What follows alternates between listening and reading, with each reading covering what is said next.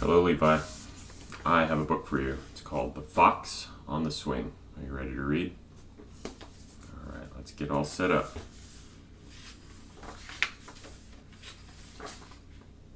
Once upon a time, there was a boy named Paul. Wait, that's not quite right. This story begins a different way. In a big city, there was a pretty park. On the edge of the park, there was a very tall tree, which had been growing there for a very long time.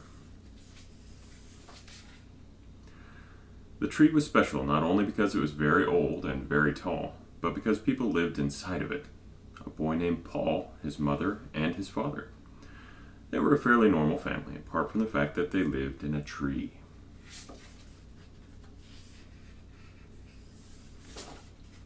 Every morning, Paul's father climbed a ladder onto the top of the tree. There was a small helicopter pad up there and an orange helicopter. Paul's father would get into the helicopter and fly away out of sight. It was his job to take people and things from one place to another. You see the helicopter, Levi? Paul's mother worked at home making things out of clay. She made vases and bowls and pots. Most of them were orange. When she made so many pots, there was no room to walk across the floor. Paul's father would pile all the pottery into his helicopter and take it into a shop in the city where it would be sold. That's so many pots. Every afternoon, Paul's mother asked him to run down to the bakery and buy fresh bread rolls. When your dad comes home, we'll sit down together and drink tea and eat the rolls. They'll be so delicious. Then she would give Paul some money and a bag to carry the rolls. What Paul liked best was to take the shortest route to the bakery and the long way home. Walking the same way twice was a bit dull, boring after all. On his way to the bakery, he saw parents with babies, runners, cyclists, dog walkers, kids riding scooters and skateboards. When he reached the edge of the park, he could find the bakery with his eyes closed. In fact, he often tried to do exactly that. That's so silly. He would shut his eyes and let the wonderful smell lead him to the bakery. Sometimes it worked, but sometimes he would trip over a stone or bump into someone else. Nobody liked that. Do you see the kitty cat? He thinks it's going to rain. Once he arrived at the bakery, Paul would give his money to the baker, Maggie, who made all the bread and the cakes herself. Paul would ask for 3 fresh rolls, and Maggie would put them in a paper bag for him. Then Paul would set off for home. Paul always kept his eyes wide open as he walked home. He didn't want to miss a thing. He saw strangely shaped stones, fascinating twisted roots, fancy birds that had escaped from the zoo, and puddles that glistened on the ground. But the thing Paul liked the most of all was the old swing in the park. Not to swing on himself, but because there was a fox who liked to curl up and sleep on the seat of the swing. Paul didn't see her there every day, but maybe about once a week. Do you see the fox's tail? One day, Paul saw something he could hardly believe. The fox was actually swinging on the swing. The fox saw Paul and just kept on swinging. Then she stopped, sniffed the air, looked at Paul in the eye and said, "Being generous is like an ocean. Would you like to be a drop in that ocean?" Paul didn't understand, but he nodded anyway. "Then give me one of your rolls," the fox said. Paul didn't really want to share the rolls with the fox. There were only 3 rolls, one for himself, one for his mother, and one for his father. However, after frowning just a little, he took out his own roll and gave it to the fox. After that, whenever he met the fox, he gave her his roll. On those days, Paul's parents did not quite believe his story about the fox and why the 3rd roll had disappeared. But when they sat down for tea, they would break off pieces of their own rolls and give them to Paul.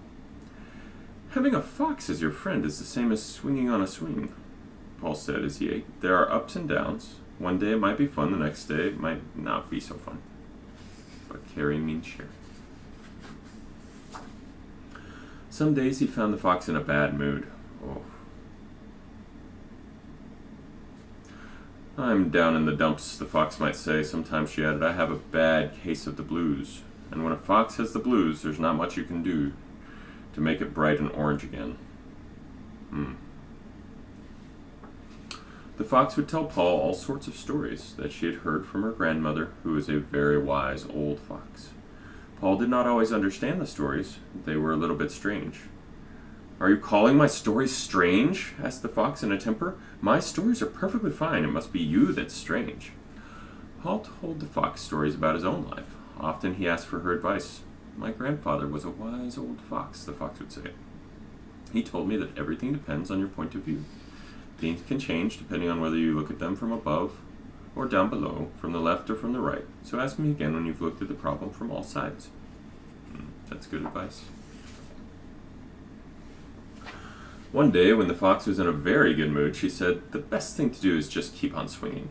She explained that the happiest things in the world are orange. "Happiness is a fox on a swing in a big orange," she yelled, as the swing carried her high into the sky. "Happiness is a carrot cake, goldfish, marmalade, and trees in autumn." Then she let Paul take a turn on the swing. As he flew through the air, Paul called out, "Happiness is my mother's pots and my dad's helicopter. Happiness is an orange basketball and Maggie's ginger cat. But most of all, happiness is a fox." Will I always find you here?" Paul asked. "Of course not," the fox replied. "When I need to be somewhere else, that's where I'll go." "But what about me?" asked Paul sadly.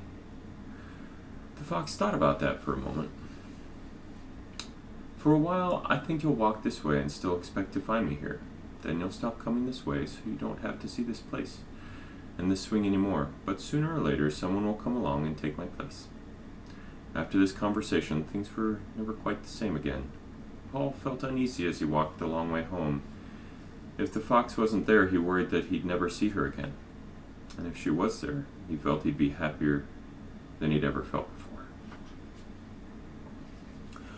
One day, Paul's father came home from work much happier than usual. He kissed Paul's mother and lifted Paul high up into the air. He told them that soon they would be moving to an even bigger city, where they would live in an even taller tree and an even bigger park, and he would fly an even bigger helicopter.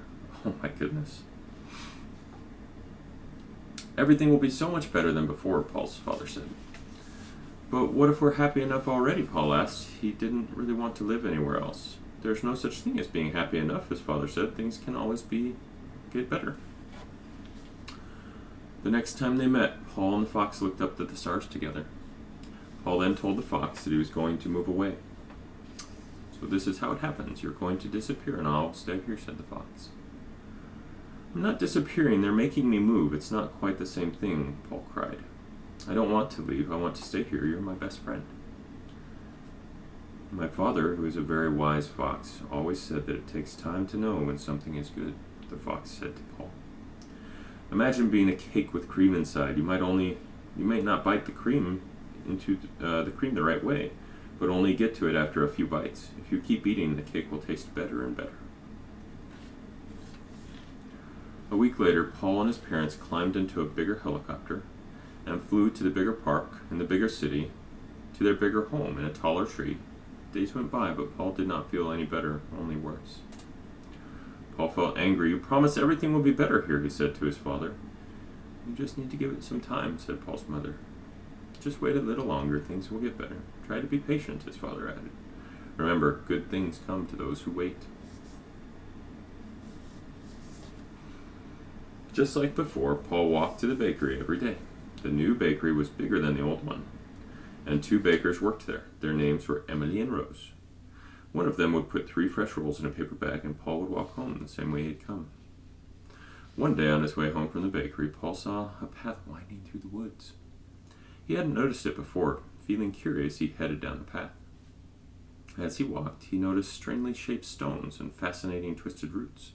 He saw fancy birds that looked as though they had escaped from the zoo, and puddles that glistened on the ground. Wow, look at all these birds. Look at all those pastries. Paul began to run along the path, jumping in the air for joy. He was having so much fun. Then suddenly, in the distance, he saw a swing. The swing was flying back and forth through the air, and on the swing was an orange fox. Oh my goodness. "Fox," Paul called out, "how did you get here?" "I told you," the fox answered. "When I need to be somewhere else, that's where I go." Want to turn on the swing? Yes, please, cried Paul. I've missed swinging so much, and I missed yelling about what happiness is. A big orange, mother's pots and dad's helicopter, carrot cake, goldfish, marmalade, and trees in the autumn, an orange basketball, and Rose's pet hamster. But most of all, happiness is a fox. The end. Levi, soon we are going to move to a different place in Germany, far, far away from Utah and Grandma and Grandpa, and we're going to make new friends, and it's going to be a little scary, but then it's going to be wonderful. And we're going to go to bakeries, and we're going to swing on swings, and I can't wait to see you and take you to Germany and have all sorts of new, wonderful memories together. And that is the story of the fox on the swing. And I love you very much. I'll talk to you again soon. Bye.